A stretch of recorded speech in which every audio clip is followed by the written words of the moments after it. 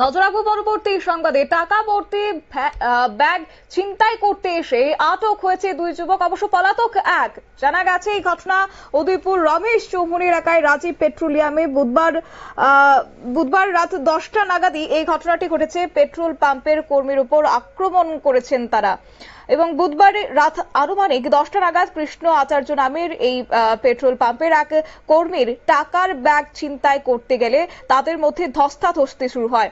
পরবর্তী সময়ে পেট্রোল পাম্পের ওই কর্মীর উপর হেলমেট, গ্যাস সিলিন্ডার দিয়ে আক্রমণ করে তিনজন দুষ্কৃতিকারীর মধ্যে অরূপ দেববর্মা এবং অরুণাংশু বসুকে আটক করে স্থানীয় লোকজন। তাদের পরে রাধাকিশোরপুর থানায় নিয়ে যাওয়া হয় এবং পেট্রোল পাম্প কর্মীকে হেলমেট দিয়ে মাথায় আঘাত করায় মূল পান্ডা অর্ঘদীপ সুর সে ঘটনাস্থল থেকে পালিয়ে গেছে বলে অভিযোগ। কি রয়েছে বিস্তারিত প্রসঙ্গ শুনুন।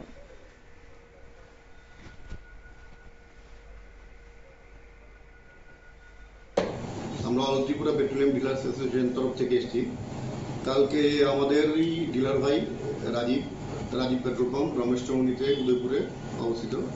তো আমরা গভর্নমেন্ট এবং কোম্পানির রিকোয়েস্টেই, মানে আগে ছিল না, আগে আমাদের ওয়ার্কিং টাইম ছিল সকাল 6টা থেকে রাত্রি 10টার মধ্যেই সব পেট্রোল পাম্প বন্ধ হয়ে যেত।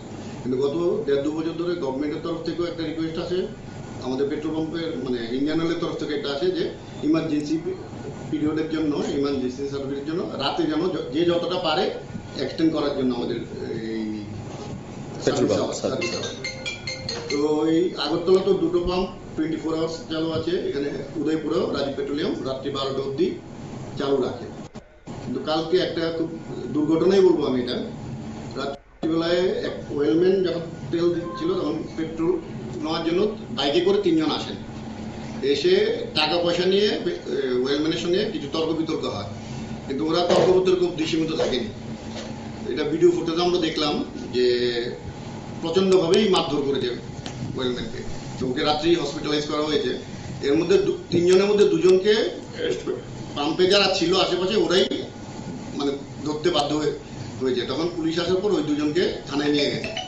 কিন্তু আমরা অ্যাসোসিয়েশনের তরফ থেকে এসে জানতে পারলাম এবং অবাক হলাম যে পুলিশ যেই হেলমেট বা যেই ফায়ার এক্সটিংগুইশার সিলিন্ডার দিয়ে মেরেছে ওয়েলম্যানকে ওইগুলো সিজ করেনি।